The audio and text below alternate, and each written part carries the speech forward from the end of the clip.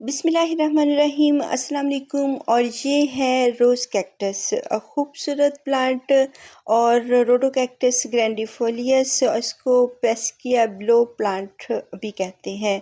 तो इसको हम जो है एक वैरायटी है कैक्टस की। तो कैक्टस की एक रेयर वैरायटी है और ये कॉमनली हमें नहीं मिलता है। बहुत जो है ये आपको कम मिलेगा नर्सरीज पे, और ये कभी कभी मिलने वाली वैरायटी होती है। और इसके जो फ्लावर्स होते हैं बहुत सारे कलर्स में होते हैं, पिंक, पर्पल और जो येलो। और जैसे आम रोज़ प्लांट्स के बहुत सारे कलर्स होते हैं, आप इसमें भी बहुत सारे कलर्स आपको मिल जाते हैं। और इसकी हेयर एंड देयर से ब्रांचेस आती हैं और ख़ूबसूरत ये एक वैरायटी है। और कैक्टस वैरायटी है, और इसकी जो है तकरीबन जो हैबिट है वो मिलती जुलती है यूफोरबिया से। और बहुत सारे जो यूफोरबिया मिली के प्लांट्स और दूसरे यूफोरबिया वैरायटीज़, उससे इसकी हैबिट मिलती जुलती है। तो खूबसूरत वैरायटी है और इसमें थॉर्न्स होते हैं। और इसके जो ब्रांच होती है उसमें जहाँ पे लीव्स निकलते हैं वहीं से इनमें थॉर्न्स भी निकलते हैं। और जिधर जिधर से इसके लीव्स निकलेंगे वहीं से थॉर्न्स भी निकलेंगे। तो अपने हैंड्स को ज़रूर बचाना चाहिए। बाज़ हम लीव्स को जो है पकड़ रहे होते हैं तो ये थॉर्न्स हमारी फिंगर्स पे लग जाते हैं, और तो इसको हमने केयरफुली पकड़ना है। तो इसकी अगर आप वन ब्रांच कट करेंगे तो इसकी टू न्यू ब्रांचेस आएंगी। और इसकी जो फ्लावरिंग है वो होती रहती है।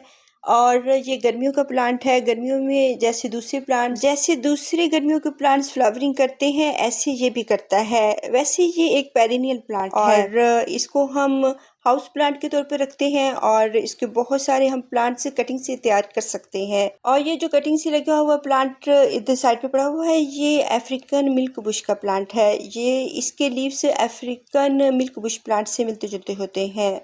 और इस तरह इसके जो ब्रांचेस होती हैं वो भी जूसी जूसी सी होती हैं, लेकिन इनमें सैप नहीं होता बल्कि इनमें वाटर मौजूद होता है। और इसका एक थॉर्न मेरी फिंगर पे लग गया है, तो आप इसको केयरफुली निकाल सकते हैं क्योंकि ये बिग साइज में होता है। बहुत सारे जो कैक्टस होते हैं उनके थॉर्न्स बहुत स्मॉल साइज में होते हैं, तो फिर हम उनको इजीली नहीं निकाल सकते हैं।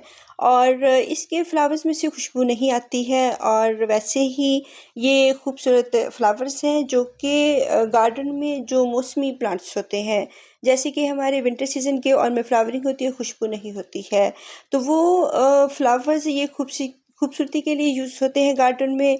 तो इसका बहुत बिग ट्री बन जाता है और ये बड़े बड़े दरख्त बन जाते हैं। आप अगर इनको ग्राउंड में लगाते हैं और अगर हम इनको पॉट में लगाते हैं तो ये इतने बिग साइज़ में नहीं होते हैं।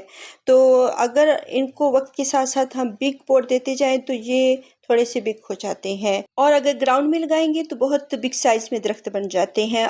ये मेरा अफ्रीकन मिल्क बुश प्लांट है, इसकी कटिंग चल चुकी है और इसके लीव्स इससे मिलते जुलते होते हैं। लेकिन अफ्रीकन जो मिल्क बुश प्लांट है उसमें वेरिएशन होती है, उसमें कलर्स बहुत सारे होते हैं। लेकिन इसके लीव्स सिंपल होते हैं, सादे होते हैं, और इनके फ्लावर्स बहुत खूबसूरत होते हैं और फ्लावर्स के कलर्स भी इसमें बहुत ज़्यादा है। मेरे पास इसका जो फ्लावर का कलर है वो पिंक कलर में है।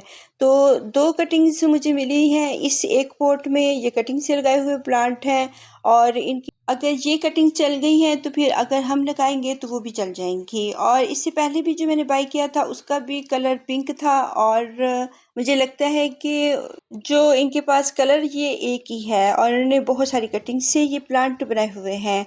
तो अगर नर्सरीज में आपको कटिंग वाले प्लांट्स मिलते हैं तो मीन्स कि इसकी कटिंग इजीली चल जाती हैं। तो खूबसूरत प्लांट है, एक फ्रूटिंग प्लांट है, लेकिन बेबीज बहुत ये बेबी प्लांट्स हैं और छोटे से हैं, तो इनकी फ्रूटिंग नहीं होगी। इनकी फ्रूटिंग होगी मेच्योर होने पर। और अगर इनके फ्रूट्स होते हैं और इनको जो है वो लगाते हैं फ्रूटिंग के लिए और खाने के लिए, लेकिन कुछ कहते हैं कि ये एडिबल होते हैं, कुछ नहीं होते हैं, कुछ के कहने के मुताबिक। तो ये भी पहले मैंने एक प्लांट बाय किया था, इसकी भी फ्लावर्स जो थे वो पिंक कलर में थे, और उसकी जो है वीडियो उसकी भी मैंने बनाई थी।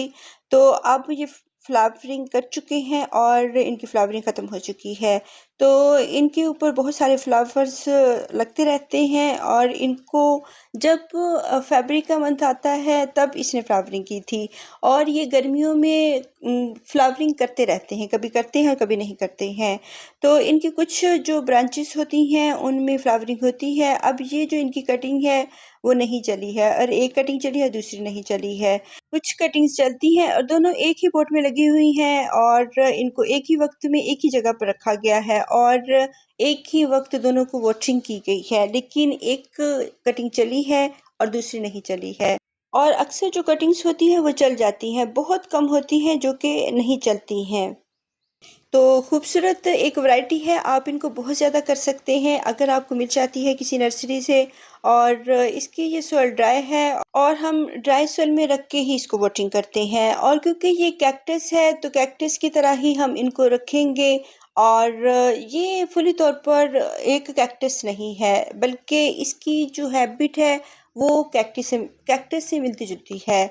और इसको सकुलेंट प्लांट्स भी कह सकते हैं, सकुलेंट प्लांट में भी ये आता है और कैक्टस तो इसका नेम है। तो जो इसकी रखने की जगह होती है, बहुत ज़्यादा हम धूप, हार्श धूप में हम इसको नहीं रखेंगे। वैसे ये धूप का ही प्लांट है और आउटडोर प्लांट है। इसको हम इंडोर खाली फिर इसके लीव्स आएंगे और इसकी फ्लावरिंग नहीं होगी। इसकी फ्लावरिंग के लिए इसको धूप में रखना ज़रूरी है।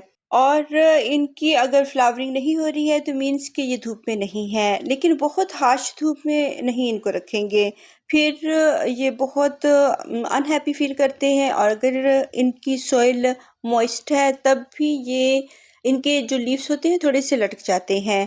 तो बहुत दिनों तक अगर हम थर्स्टी रखते हैं, अब ये मेरी अफ्रीकन मिल्क बुश प्लांट है और इसकी हैबिट इससे मिलती जुलती है और ये यूफोर्बिया है और वो कैक्टस है। और जो यूफोर्बिया होते हैं इनमें से मिल्क होता है, एक सैप होता है जो निकलता है, जिसकी वजह से हम इनको कम वाटरिंग करते हैं। और इसके अंदर जूस सा होता है और वाटर होता है इसकी ब्रांच में, तो इसको हम इसलिए बहुत कम पानी देते हैं। लेकिन बहुत दिनों तक हम इसको थर्स्टी नहीं रख सकते और रोज़ाना भी हम इसको वाटरिंग नहीं कर सकते हैं। अगर हम बार बार इसको वाटरिंग करेंगे तो ये रोट हो सकता है और ख़राब हो सकता है। अगर मैंने इसको 1 मंथ तक वाटरिंग नहीं की तो इसके लीव्स थोड़े से लटके थे, तो फिर मैंने इसको अच्छी तरह वाटरिंग कर दी। दूसरे जो हमारे रोज़ के प्लांट्स हैं उनकी फ्लावरिंग भी अच्छी हो रही है और कुछ फेड हो रहे हैं और इनकी ब्लूमिंग हो रही है और अभी तक हो रही है। और कुछ जो ब्रांचेस कट जाती हैं हमारे गुजरने की वजह से, तो उनको फिर कट कर देना चाहिए। तो बहुत सारे फ्लावर्स हमारे दूसरे कैक्टस रोज़ प्लांट में आ रहे हैं। तो ऐसे ही हमारा जो ये रोज़ कैक्टस है इसमें भी ब्लूमिंग हो रही है और इसमें फ्रूटिंग भी होती है। और इसके जो फ्रूट्स होते हैं वो कुछ लोग कहते हैं कि उनको खाना चाहिए और ये खेती बाड़ी के तौर पर उनको लगाते हैं बहुत सारी कंट्रीज़ में।